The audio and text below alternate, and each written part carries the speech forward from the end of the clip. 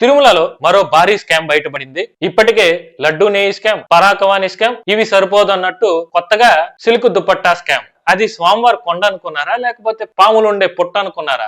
ఇన్ని స్కాములు చేశారంటారా నాయన. 10 ఏళ్లుగా విఐపీలు, సెలబ్రిటీలకు వాళ్ళ గౌరవార్థం సిల్క్ దుప్పట్టాలను కప్పి పంపిస్తారు కదా అర్చకులు. అసలు అది సిల్కే కాదంట, 100% పాలిస్టిక్ క్లాత్ అని central silk board lab test లో తేలింది. 2015 నుంచి 2025 వరకు దాదాపు 55 కోట్లకు పైగా స్కామ్ చేశారు. మామూలుగా టిటిడి రూల్స్ ప్రకారం ఈ దుపట్టా అనేది ప్యూర్ మల్బరీ సిల్క్, హోలోగ్రామ్స్, శంక్రం, చక్రం, నామాలు డిజైన్ చేసి ఉండాలి. కానీ అవేమీ లేకుండా కనీసం 100 రూపాయలు కూడా విలువ చేయని చీప్ పాలిస్టిక్ క్లాత్ ను 1400 రూపాయలకి టిటిడికి సప్లై చేశారు. ఇది చేసింది నగిరికి చెందిన విఆర్ఎస్ టెక్స్టైల్స్ అనే కంపెనీ వాళ్ళనమాట. అయితే ఈ స్కామ్ ఎలా బయటపడింది అంటే, రీసెంట్ గా టిటిడికి వచ్చిన కొత్త టెండర్స్ ని చెక్ చేస్తున్నప్పుడు అక్కడ ఒకే కంపెనీకి ప్రతిసారి టెండర్ వెళ్తున్నదాన్ని గమనించారనమాట. అయితే వీళ్ళకి ఎలా వెళ్తుంది అనే దాని మీద ఎంక్వైరీ చేసినప్పుడు ఈ స్కామ్ అంతా బయటపడింది. ప్రస్తుతానికైతే టిటిడి ఆ టెండర్స్ ని క్యాన్సిల్ చేసి కేసుని ఏసీబీకి ట్రాన్స్ఫర్ చేసింది. ఇప్పుడు వాళ్ళైతే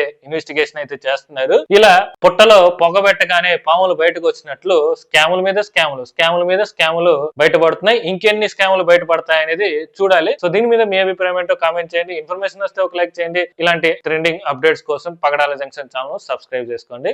చూడు బాబు, జీవితంలో